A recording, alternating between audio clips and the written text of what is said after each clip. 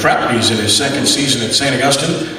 He led the Purple Knights to the 4A quarterfinals in 2012, and he has St. Aug in the Division I semifinals this season as the #1 seed following a win over district rival Jesuit in the regional round this past Friday night. He coached Port Sulphur to a state title in 2002, guided South Plaquemine to back-to-back state championships in 2007 and 2008. Has had 2 other teams make appearances in the state championship game in his illustrious coaching career.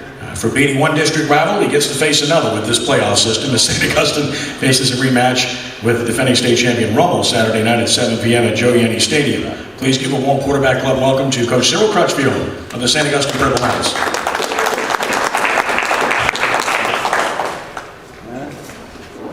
Good afternoon. Yes, afternoon. Last week's performance, we kind of talked about it. It's kind of hard. We played Jesuit week 10, they had to come back and play them 2 weeks later. And I guess that'll let you know the type of ball we have here in the Catholic League. We're into the semifinals, and out the 4 teams, 3 of them from the Catholic League. So that speaks volumes of the coaches that we have here in the city.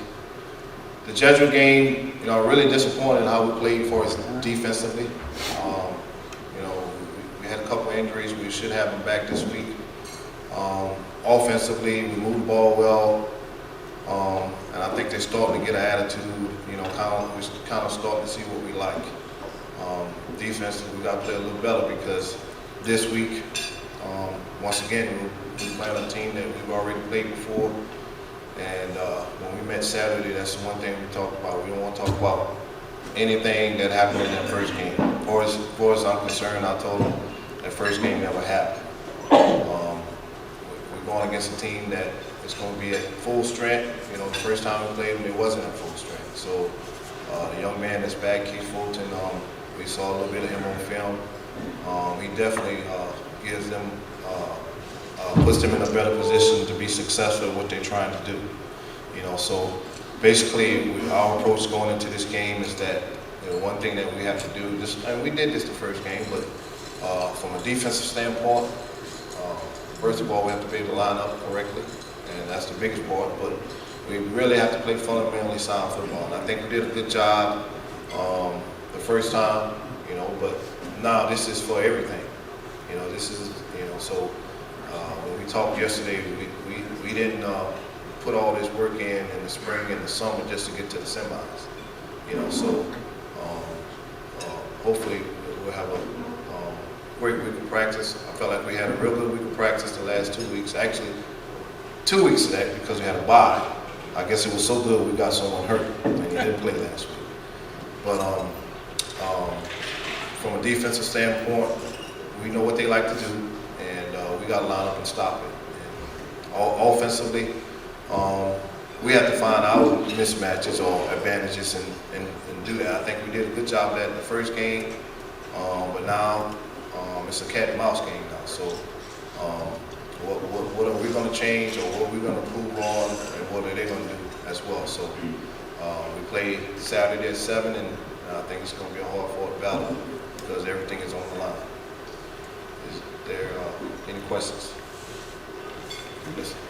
Yeah, Coach, obviously Leonard Fournette's the #1 recruit in the nation, and so he can pick any school that he wants. So can you talk to us about how he's going through that process? I know you're not going to tell us where he's going to go, but anyway, can you talk about the process that he's had to go through and how he's handled that? And also, his little brother, #4, is a junior, is that correct?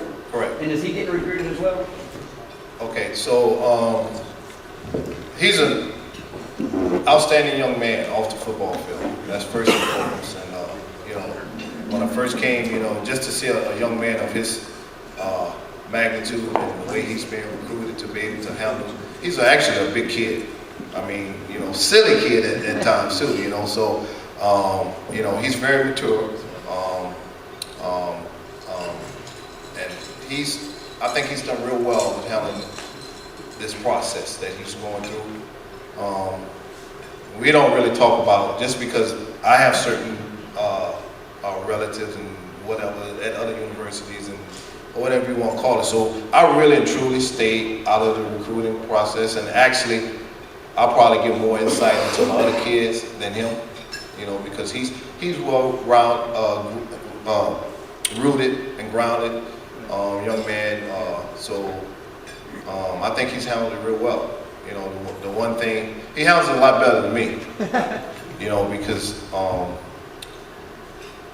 people call at all times of night and early in the morning, and so usually they get my number before they get his number. So I usually ask him if you want to talk to someone or whatever, but he's done a tremendous job.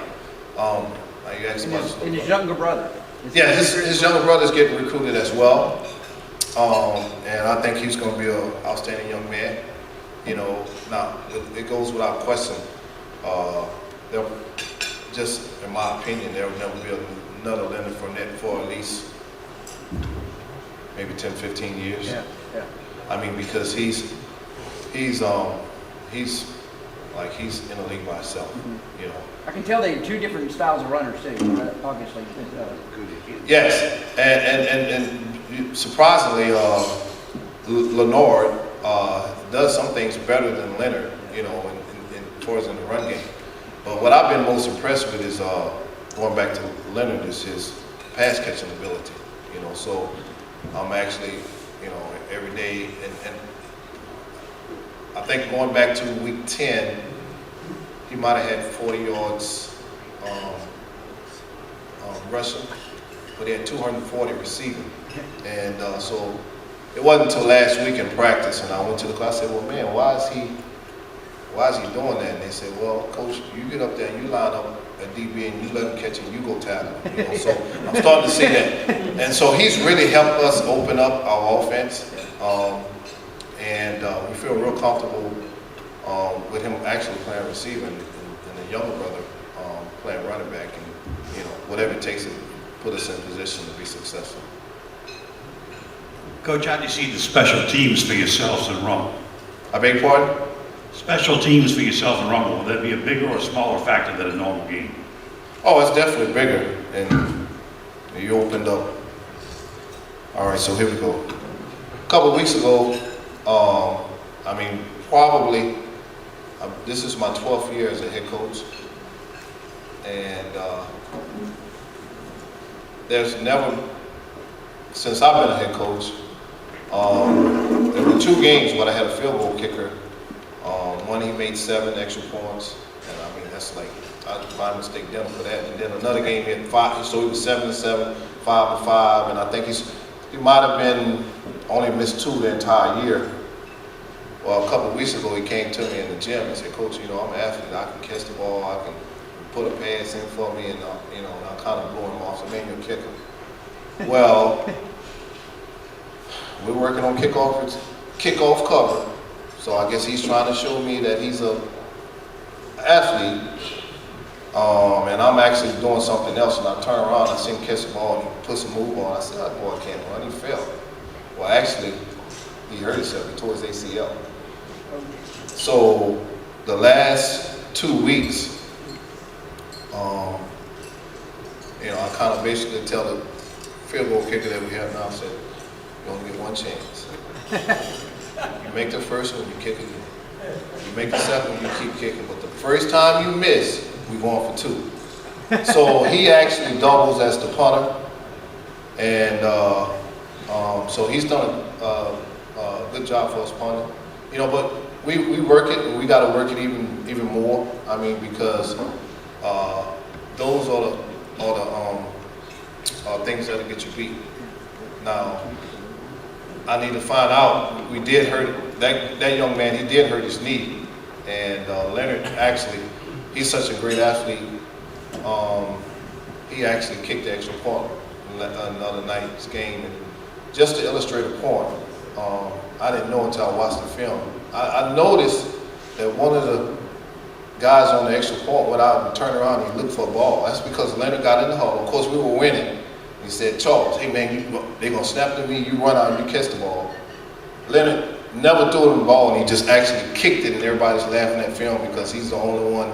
Leonard got in the huddle and told him he's gonna throw him the ball, and the guy ran around and kicked it. So Leonard is a great athlete, and he's probably, if he wasn't as every down, he would be our kicker. So we gotta get better. Coach, talk about I know a lot of us are aware, but a lot of people aren't aware, how many Division I players in your estimation that you have on your team, and how many are being recruited already, including underclassmen? We're expecting to sign, we already have some committed. One in Tulane. Tulane's recruiting some more. Probably about 3 or 4 more, maybe 5. One's committed to Florida, one's committed to, two's committed, the corner and the D-line's committed to Texas. And we're expecting to, and that's not including Leonard. We're expecting to sign anywhere from 14, that's been the least, to 16, and possibly maybe squeezing out 17, not sure. Louisiana Tech's got a few of them too, huh? Oh, I forgot about Marlon Watts. Yeah, Marlon Watts has, he's a receiver, and he's committed. You know, some of those schools have offered others, but they haven't committed yet. Anyone else? Coach, I got a question for you. I know you just got to play. You've just got to play the schedule that you're dealt as you into the postseason stuff. But what is it like for you to have to keep your kids focused and on key with so many buys during the playoff season? What is it like for you as a coach to have to deal with that? It's not hard. And if you ask them, they usually, if you actually seen them somewhere, they probably would tell you like, man, the way coach handles us in practice, like we would have lost every game. You know, so I have to put on this big rant and rate and just go off over the little small things, you know, so it's not really hard. And actually, they're starting to get an attitude about themselves, which I kind of like. In that first bye week after the Jesuit game, and like I said, one of the kids got hurt. Well, it was his ankle, but they actually, it's a war between the offense and the defense. You know, so we actually, you know, we don't tackle, but it's actually, I think the defense is making the offense better, and the offense is actually making the defense better. And we kept the same routine that we would normally do on that bye week. Monday and Tuesday were full pass. And we went against each other, our offense against our defense. And that's the only thing that can kind of keep us going, because you can't overlook anybody. You can't say we already did this and that. And I think I do a pretty good job of that. Anyone else?